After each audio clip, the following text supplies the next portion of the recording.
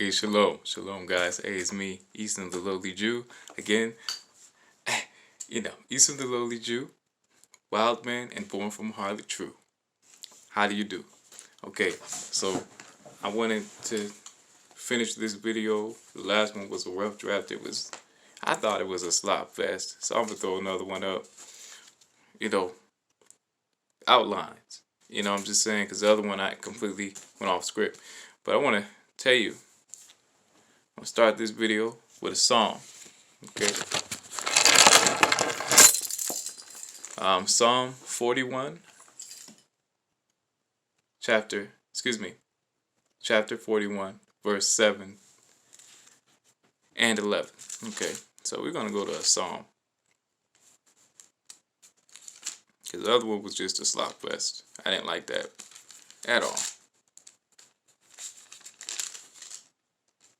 All right, Psalm 41, verse 7. All that hate me whisper together against me. Against me do they devise my hurt.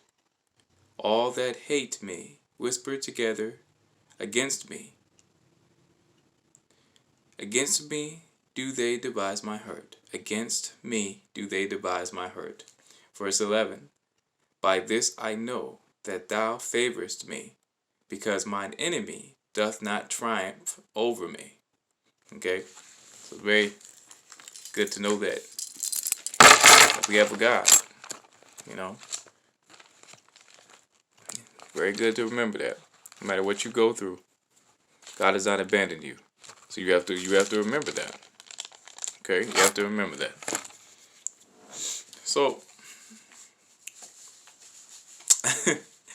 getting into this, man, it's so crazy when you hear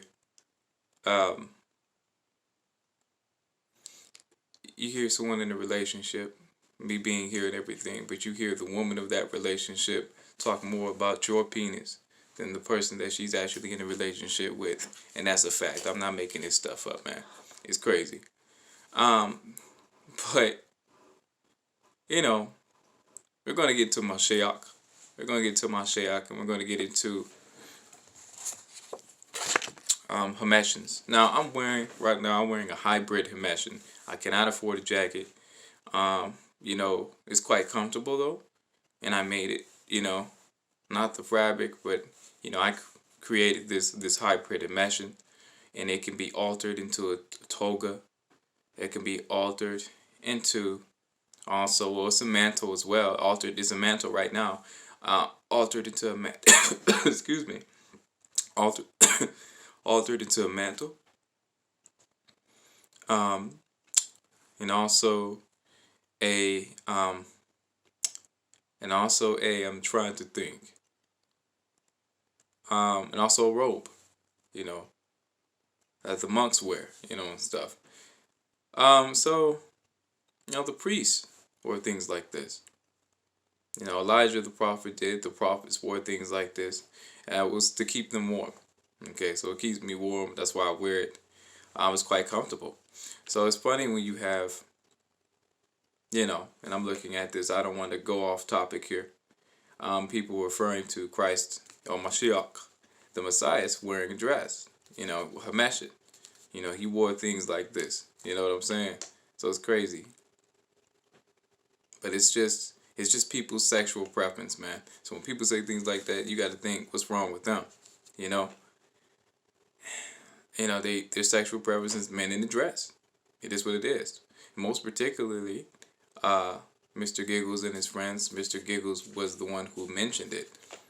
His pleasure in seeing me in a supposed dress. So he took great pleasure in that, as he giggled. It is what it is. Wiggle, wiggle, giggle, giggle. But anywho, we're going to get into Deuteronomy chapter 22, verse 5. Okay? We'll get into right now. We're going to talk about this. Okay, this is my culture. Okay? So, I'll get to this real quick. I'm not trying to run this video time way up. Okay? Trying to think. Deuteronomy chapter 22, verse 5. Okay, Deuteronomy chapter 22, verse 5. All right. Deuteronomy chapter 22, verse 5. Varied laws. The woman shall not wear that which pertaineth unto a man, neither shall a man put on a woman's garment. For all that do so, okay, for all that do so are abomination unto thy Lord. Are an abomination unto thy Lord. You an abomination, man. You know what I'm saying? So we're going to turn to Corinthians chapter 6, verse 9.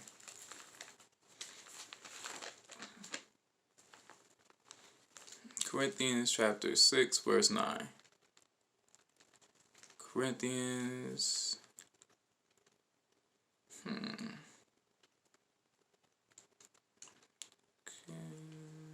Romans. Nope. Corinthians. 1 Corinthians chapter 6. Sorry about that. 1 Corinthians chapter 6, verse 9. Okay. Here we go. All right. The wicked will not inherit the kingdom of God. This is 1 Corinthians chapter 6, verse 9. Know ye not that the unrighteous shall not inherit the kingdom of God? Be not deceived, neither fornicators, nor idolaters, worshiping other gods. That's what it means. Nor adulterers, nor effeminate, nor abusers of themselves with mankind. Let's get into homosexuality. Adulterers, having sex with one is married. You're an adulterer, man. You're an adulterer. So, and that's getting into. I'm focusing on the effeminate right now, and the homosexual aspect of it too, because it's definitely homoerotic to even say something like that as a man, when it is nothing like that. It just goes to show where your heart is and your mind. So we're gonna move on from there. Like I said, I don't want to run this video up. The build time. Surprised me be getting up so fast, So put this down right here. Okay, we're gonna move on from there. So, we have an issue here. These are my ancestors, right? Okay. And they were the Dorians, and the Dorians they were Hermetians. Okay. Shitton, as well were worn also by the Jews, and they were Dorians, they were Greeks, and as well the Spartans. So these are my ancestors, okay? And so, it's funny how people knock you because they have no culture to rock. They have no culture. They don't even know who they are. So you got people like that, high levels of insecurity, and projections of it towards you, okay?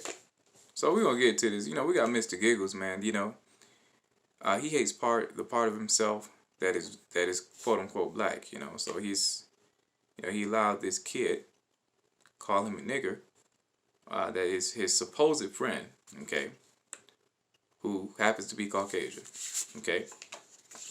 So his Caucasian friend also mentioned his grandfather passing away, and he did this with great delight and mockery of his grandfather. He's very close. He was very close to his grandfather. So, and this is how he responded. He responded by not standing up for himself, and in fact, accepting him with open arms. Like, hey, pretty much he was like, I know I'm a nigga. It's just, it is what it is. Okay, and that's pretty much what it was. And didn't stand up for himself. So this is the kind of person you're dealing with here.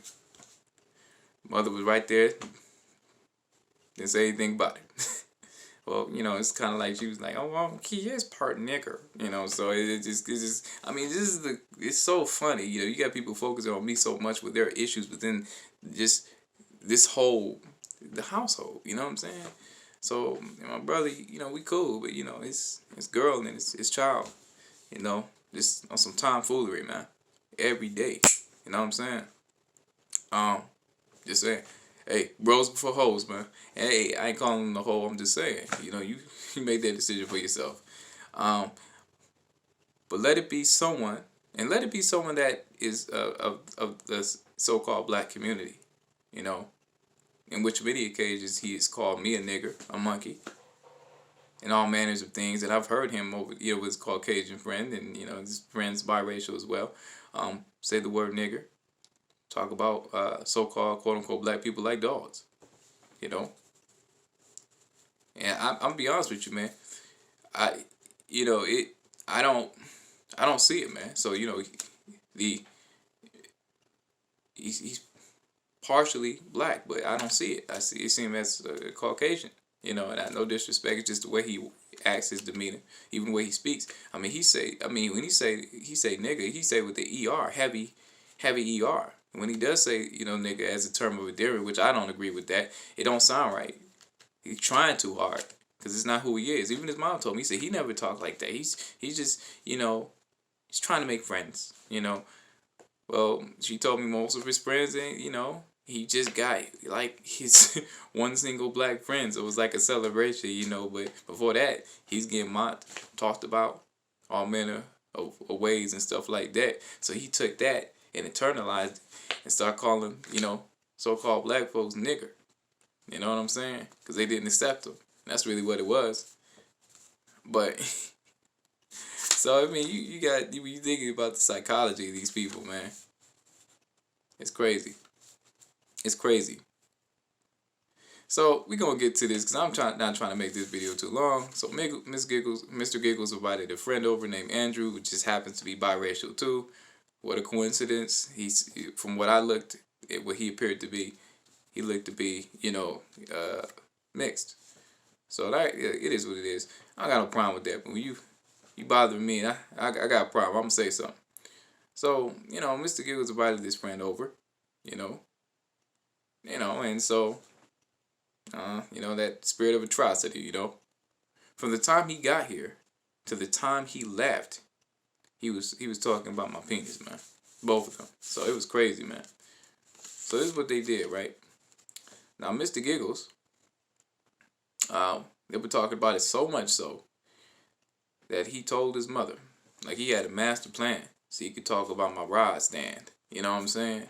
Master plan to talk about my rod stand. You know what I'm saying? Like a microphone in his hand. He had my description of my penis all in his mouth with his friend, man. They just all day. It's crazy.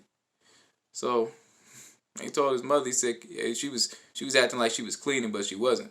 Okay, she maybe did a few dishes and stuff like that, but it was an act. So she kept on the music, right? She turned up the music, and he advised her to keep the music up so he can talk about my penis with his friend. And she said, oh, that's a great idea. I can talk about his penis too. Pretty much that's how the conversation went, okay? I'm not trying to be funny, okay? That's how the conversation went, So now he knows what everybody thinks and stuff, and all that stuff. It's not everybody. Again, I'm gonna say it's not everybody. It's just the crappy people. They're speaking of themselves. They're such crappy people that they can't help but to identify everyone else as crap because they're crap. I mean, they can't see any better because they got all that crap in their eye. You know what I'm saying? All that fecal matter. Okay, so that's what the problem is with them. They're just miserable people. So I didn't think much about it. I didn't. Until my friend said something. He said, that's odd, man. And according to his discernment, he said, no, she got that music up because she's talking about things that she doesn't want you to know about. And her son as well. So I was like, okay, shoot, all right. So I went up there and I asked, I said, hey, I knocked on the door. And, so this is how I found out my friend was right, okay? So knocked on the door, I said, hey, are you listening to music, so forth and the other, And, she was like, well, she said, no, I'm not listening to the music anymore. I said, okay. She started listening to the music. Um, she went out. She came out. We were having a conversation, and she sat down on the couch, and then she began to say to me, she said, "I just don't like the silence." I'm like, "The silence?" I said, "I love the silence. You know, it's like a library. You know, I can get a lot done in silence without distractions." Okay, so I was like, all right, okay. I said, "I love the silence." And she said, "Well, and it's just annoying the silence. People be listening to your conversation, or people listen to your conversations." And she said, "It's annoying." And I said, "Well, my life is the definition of everything you just said. People be all in my business, man. Just saying, talking about all in my tree trunk. You know what I'm saying? And I ain't trying to be funny. I'm just saying, man. I'm just giving an analogy. Look, okay, I'm just being silly, but it is what it is. They be talking about me like, man." It's just, I don't know, man. You talking about me like they got nothing else to talk about, man. So it is what it is, and I'm like, okay, well, I was thinking, and she said, I said, "Well, who's listening to your conversation?" I just find that kind of weird. And she was like, "Well, I'm just tired of people listening to my conversations and stuff." And I said, "Well, I'm tired of people listening to my conversations. I'm in this situation because people are doing these things and lying on me and stuff." And so this is crazy, but she accused me of this, right? The same people that accuse me of this, she's the main one that does it. Her and the son. They be listening to my conversations and they'll go out there and twist it and lie. She lied about me, what is it? Clogging the sink. When Jerron admitted, he said, "No, I do that." She admitted, "I'm the one who's doing the dishes. I'm the one who's taking care of the kitchen. You trying to tell me in a few months that I've been here, and it was like like a week of me eating noodles. And I had a system of washing the dishes. You know what I'm saying? Now, it was her son, Ben, okay, Mr. Giggles, that, would oftentimes come in there, never clean up behind himself, unless she tell him. But she don't check her son on nothing. That's why he be saying that he'll act the way he acts, because, his deadbeat father. It is what it is, though. And that's messed up, his situation, but it don't give you the right to go around disrespecting adults.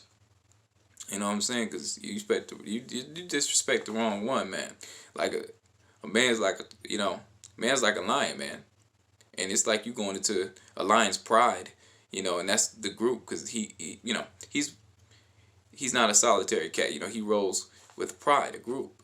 You know what I'm saying? And that's like you trying to disturb that pride. You're gonna get dealt with in a major way. And so you may not come back from it. So it is what it is, man. That's why you got to be careful who you rile up. You know what I'm saying? Because not everybody going to take that disrespect. Neither from Casey either, because she be disrespecting me too, though. She never said that. She never said it to my face, though. She know better than that. You know what I'm saying? Because I tell her like it is in front of Jerron. It is what it is. I call her a few things, too. And what she will respond. I'll embarrass her and the son.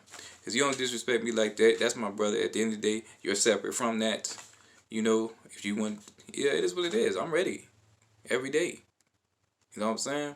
I ain't gonna take that kind of disrespect. That's what they think, because they're racist. You allow your son to say those kinds of things, you racist.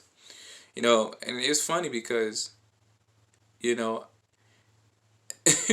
they were sitting up there, they had turned on the boondocks and everything. It was just so funny to me. They were listening to me, my buddy, me realizing that they were exposed.